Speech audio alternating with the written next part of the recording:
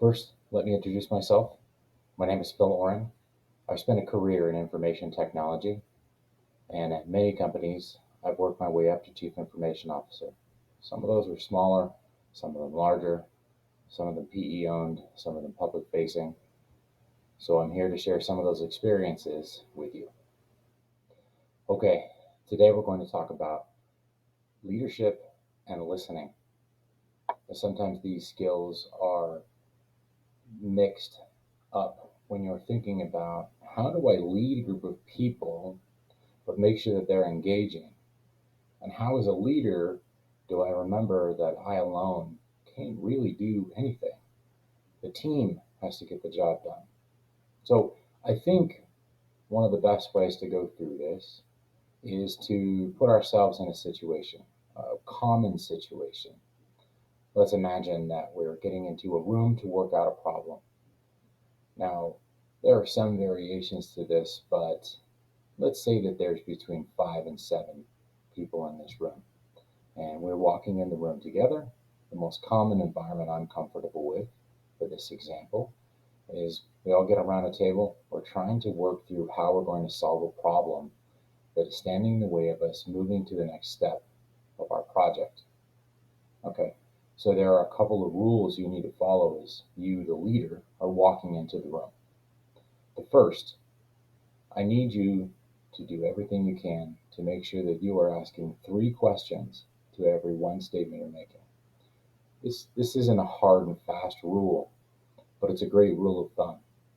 If you're asking your people questions, if you're asking the team questions, you can still lead the direction that you need to lead, but you need to make sure that you're engaging everybody, that you're getting the value from the team.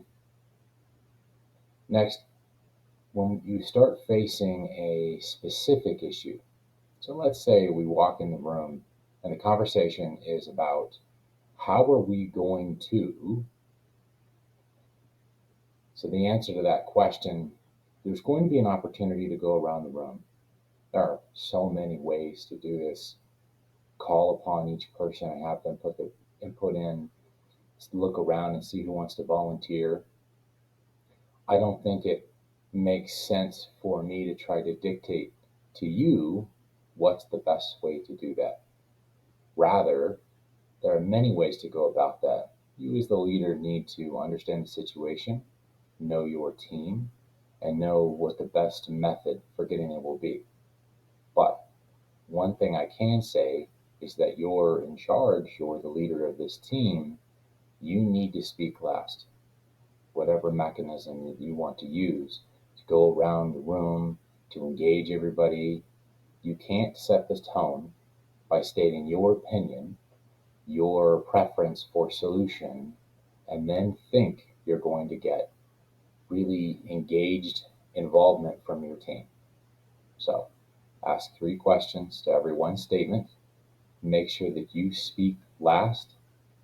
And maybe most importantly, remember that in a team, when you're trying to engage everybody, you're already the one in charge, whether you are a director or a manager or the supervisor or the team lead, whatever title, you have the position power.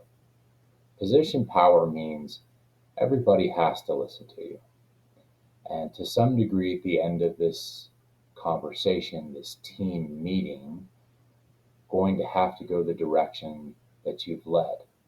But if you want the best solution, and if you want the team to follow you, to work with you, then you need to find a way to lead from within the team, not outside of the team. And this means remembering that you need to operate for personal power, from a relationship with the people that you work with. You've enabled them.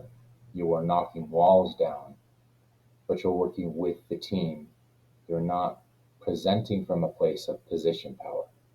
So get out there and work with the team. Good luck.